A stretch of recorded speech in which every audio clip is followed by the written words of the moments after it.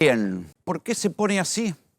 Si al presidente Javier Milei, como habló en el Congreso, en un Congreso de actividades financieras, o sea, de los grandes ganadores de este gobierno, la actividad financiera, la bicicleta, el carry trade, ustedes lo saben, ¿por qué se pone así si le va tan bien? Es más, a lo largo de la semana hubo una coherencia en muchos tweets del gobierno y de sus trolls y sus aplaudidores diciendo, o sea, atacando a los periodistas. Pero más, si les va tan bien, ¿qué les importan los periodistas? ¿Qué les molestan los periodistas que a lo sumo plantean alguna duda? Hay una diferencia y una asimetría. Ahí donde el presidente insulta, muchos periodistas que no creen o que no comparten o que dudan del rumbo económico, sobre todo del gobierno, o de los exabruptos del presidente, nada, toman distancia.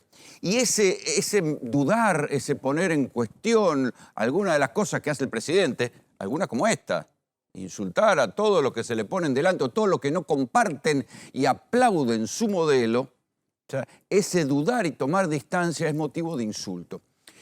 Esta semana a mí el tema me aburre de lo que dice el presidente del gobierno sobre los periodistas, pero no puedo dejar pasar que después de que hace un par de semanas le pegaran por la calle a Roberto Navarro, esta semana subieron un escalón más y empezaron a pedir que algunos de nosotros vayamos presos. Me incluyo también.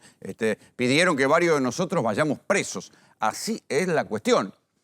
Pero si le va tan bien, ¿por qué se pone así el presidente? Y ahí es donde uno dice, bueno, a ver, pongamos un poco la pelota contra el piso y veamos qué fue lo que pasó aquel 11 de abril, hace dos semanas, sí, cuando el gobierno logró el acuerdo con el Fondo Monetario Internacional y lo festejó como un gol. ¿Cambió algo? ¿Mejoró algo? Sí, mejoró el corto plazo. Lo que hizo fue alquilar dinero para comprar tiempo hasta las elecciones o antes. ¿Sí?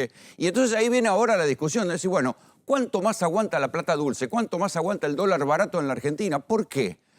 Porque la historia reciente demuestra que todos estos procesos de plata dulce, de dólar barato, de caída de la fabricación nacional, de boom de las importaciones, todo eso tiene un tiempo y en algún momento entra en crisis. El gobierno a lo que apuesta es ir pateando y prolongando la cuestión. Y ahora les voy a contar el mejor escenario, porque también hay que contar el mejor escenario. Esta mañana aparece en un portal artículos de economistas optimistas que hacen el siguiente razonamiento. Y dicen, el gobierno ahora tiene reservas, puede sostener el dólar barato, puede ganar las elecciones, porque va a mantener la inflación más o menos en este nivel, que tampoco es como para destapar champán, porque en definitiva una inflación de entre el 2 y el 3% mensual es la misma que tenían Macri y Alberto Fernández. No es como para... O sea, Alberto Fernández antes de que le estallaran las cosas al final, pero es más o menos la misma inflación. Pero bueno, en este análisis positivo dicen, bueno, como no hay déficit, y si se mantiene la actividad económica, y ahí tenemos que abrir otro paréntesis, hay informes que dicen que la actividad económica que había caído dramáticamente y que levantó un poquito sobre finales de año y en enero y febrero, volvió a caer en marzo, con lo cual decir, bueno, también está en duda esa actividad económica, que es un movimiento en el fondo del pozo, después del cual se cayó en el 2024. Pero sigamos con el análisis optimista. Si esto sucede, va a bajar el riesgo país y al bajar el riesgo país el gobierno se va a dar vuelta y se va a volver a endeudar. Ahí también otro paréntesis, endeudarse está bien siempre. O sea, siempre hay que vivir endeudado porque hasta ahora lo único que vimos es un primer año de 100.000 millones de dólares con bonos y con esas cosas que le encanta hacer al Toto Caputo cada vez que se sienta en el Ministerio de Economía. Después vino un nuevo préstamo del FMI, igual el que había tomado Macri, que ya vimos cómo nos condicionó durante todo el gobierno de Alberto. Y después del préstamo del FMI, por si no alcanzara para mantener el dólar barato, va a haber dos préstamos posibles. Uno del tío Donald Trump, ahora vamos a volver sobre esa posibilidad, y otro préstamo, además de muchos préstamos menores, la posibilidad de volver a los mercados privados de deuda, algo que hacía Toto Caputo en su momento, hasta que un día le cortaron la canilla. Pero en definitiva, lo que hay que ver es, y bueno, ¿y de dónde va a salir la guita para pagar ese festival de deuda, esa idea de que podés vivir pidiéndole al prestamista? Bueno, ahí es donde uno dice, bueno, ¿la actividad económica está mejorando? Y hubo algún tipo de movimiento, enseguida lo vamos a analizar con Hernán Lecher, pero no es que la actividad económica está despegando. De hecho, las famosas inversiones que iban a venir por el RIGI tampoco están llegando. La balanza comercial, o sea, vale decir, la diferencia entre importaciones y exportaciones se va achicando cada vez más. ¿Por qué? Porque lo que hay es un festival de importaciones y de turismo al exterior. Nosotros lo analizamos muchas veces acá a lo largo de todo el verano. ¿Cuánta gente se fue al exterior? 5 millones de personas son los que se fueron a Brasil y a los países limítrofes y se fueron a todos lados a comprar, a pasear y a comprar porque la Argentina estaba carísimo. ¿Cuánto más aguanta esto? Aguanta hasta las elecciones, aguanta hasta antes de las elecciones. Le decía que en un momento dado, creo que pasó así medio desapercibido, pero Scott Bessent, el secretario de Estado de los Estados Unidos, vale decir, el ministro de Economía, Donald Trump, vino a la Argentina y después trascendió que, bueno, que Estados Unidos estaba dispuesto a darle, si algo salía mal, si la plata del Fondo Monetario no alcanzaba, estaba dispuesto a darle una línea de crédito, un aporte, para que la Argentina tuviera otro parche más para llegar a las elecciones. ¿Por qué? Porque así como están las cosas, con este nivel de falta de compra de reservas, hay que ver cuánto aguanta la plata que dio el Fondo Monetario.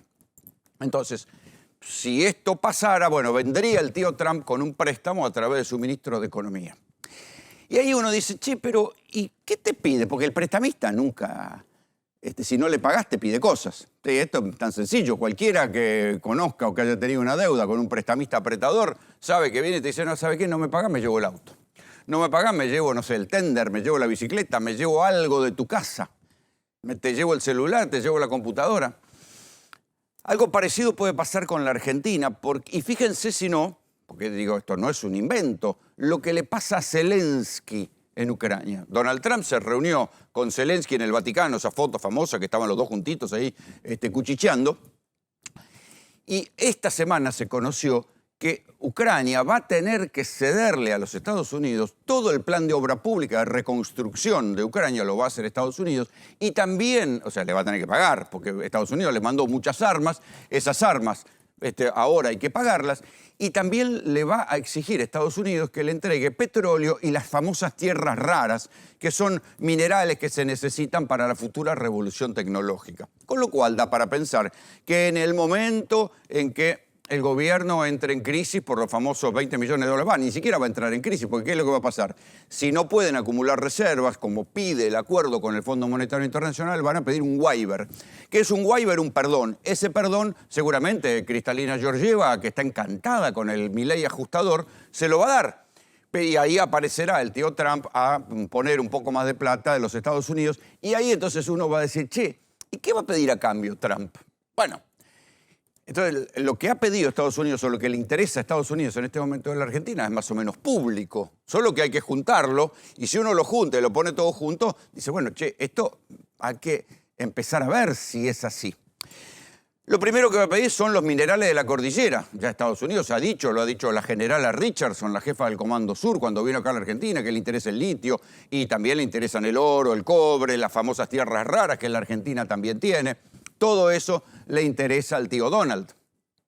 Le interesa también colocar una base militar en Tierra del Fuego. Por eso estuvo esta semana el jefe de la Armada de los Estados Unidos mirando, a ver, bueno, che, Tierra del Fuego, ¿cómo es? Porque quieren que ahí donde iba a haber un puerto comercial chino, ya no haya un puerto comercial chino, más bien haya una base militar de los Estados Unidos para cuidar la entrada a la Antártida. Recuerden que, por ejemplo, los portaaviones de los Estados Unidos no pueden ir por el canal de Panamá, tienen que pegar la vuelta por el canal de Beagle. O sea, tienen que, si quieren ir de un océano a otro, tienen que pasar por acá. ¿Qué es lo que le interesa a Estados Unidos? Que Vaca Muerta no le compita con el gas natural licuado. Hoy los diarios anuncian que en un par de años, o tal vez antes, Argentina va a empezar a exportar GNL a través de unos buques regasificadores que se van a poner ahí donde iba a haber esa planta de Petronas, que nosotros les contábamos que iba a haber una inversión para que la Argentina se convirtiera en una potencia exportadora de GNL. Bueno, eso no va a suceder. Los de Petronas vendieron todo, se fueron al demonio. Entonces lo que va a haber son unos barquitos, una apuesta mucho más modesta para poder exportar GNL. Pero ¿cuál es el problema? Que Estados Unidos es el primer exportador mundial de GNL y quiere venderle GNL a Europa, justamente a la gente a la que nosotros le queríamos vender. Bueno, la prioridad la va a tener Estados Unidos, ¿saben qué?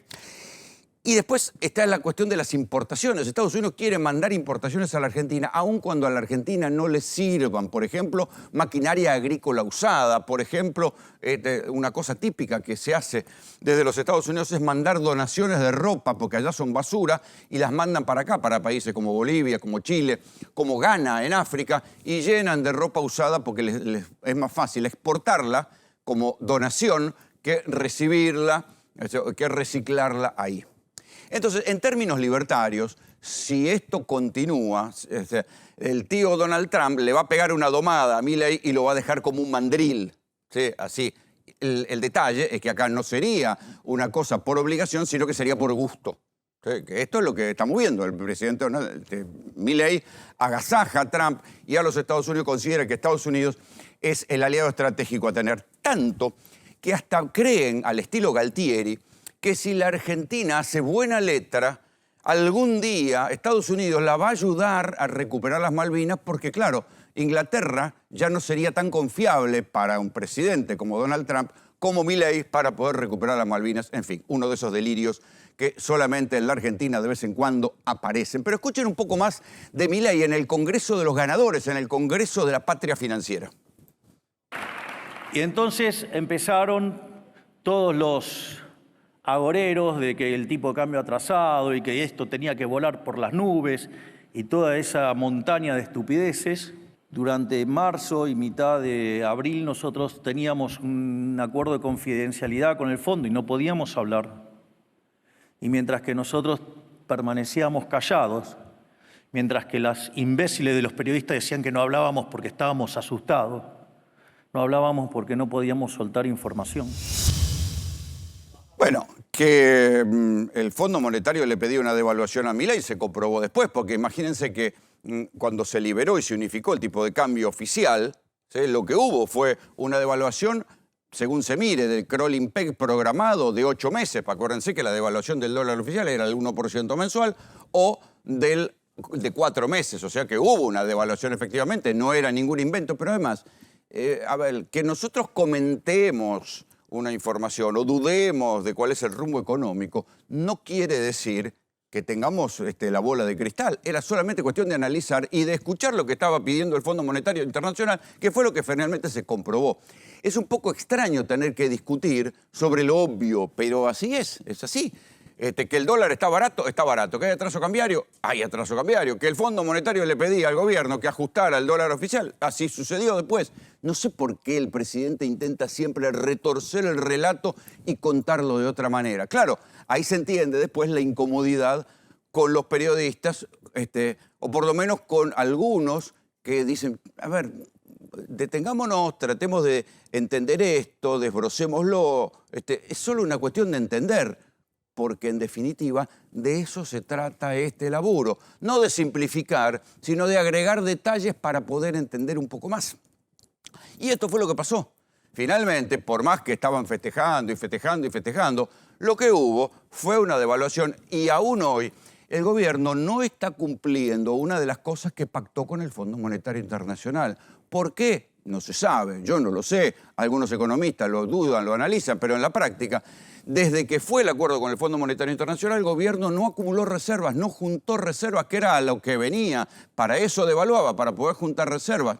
Tiene reservas, sí, porque recibió ese préstamo del Fondo Monetario y va a recibir algunos más, pero esas reservas se van a ir en el boom de importaciones que vienen, de China, de Estados Unidos, de Brasil, de donde sea, se van a ir en la cantidad de gente que tiene guita y se va a ir a gastarla afuera, porque acá está carísimo, y se van a ir en las cuestiones, en los pagos de deuda, porque esta es la otra cosa, también hay que pagar esa deuda viene, pero también hay que garparla.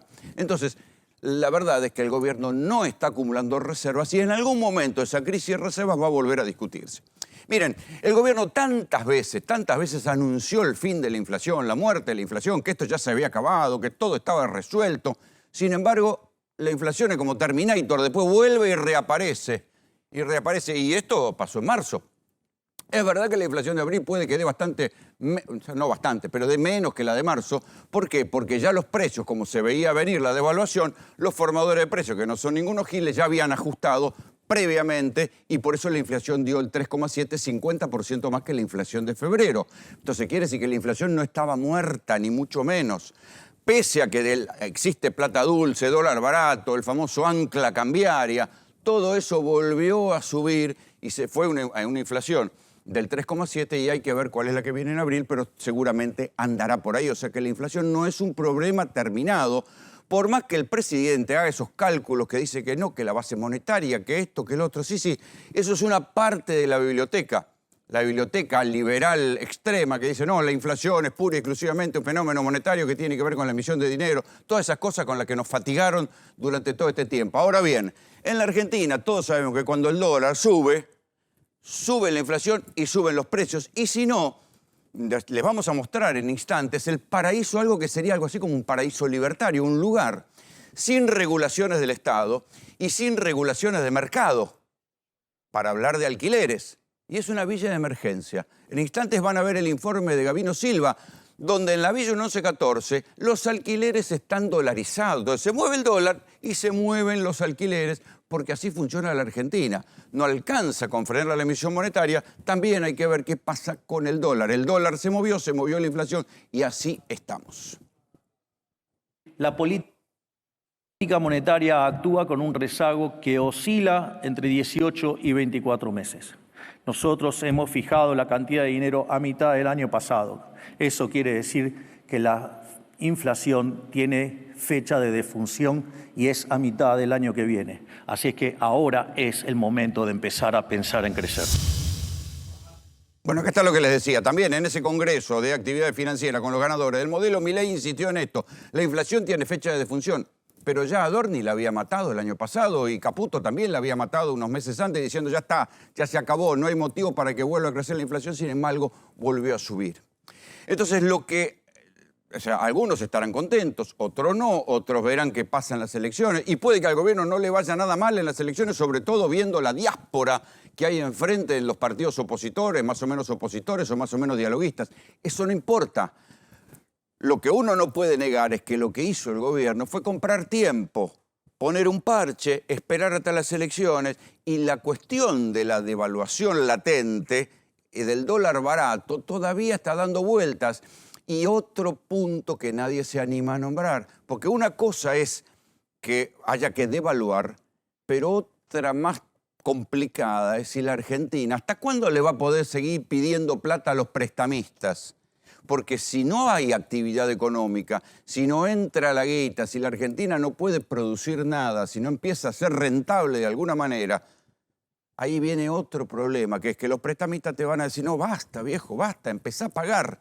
La Argentina está en condiciones de pagar si no despega la actividad económica. Hoy la actividad económica, mírenlo alrededor ustedes, por más que digan que hubo un rebote en la actividad económica, los industriales nacionales se están preparando para que buena parte de las fábricas, desde calzados o cerámicas, ¿por qué digo calzados o cerámicas? Porque hay un boom de zapatillas importadas y por otra parte las empresas que fabricaban cerámica en la Argentina están apagando los hornos y se preparan para importar todo de Brasil. ¿Por qué? Porque buena parte de los tipos que ven cómo se dispararon los costos argentinos están pensando, muchachos, esperemos a ver qué pasa después de las elecciones o más adelante, pongámosle la funda a las máquinas, echamos la gente, nos convertimos en importadores, aprovechamos los galpones que tenemos para convertirnos en una especie de distribuidora, conservamos los clientes y vemos qué pasa. Pero eso, tarde o temprano, resiente la actividad económica.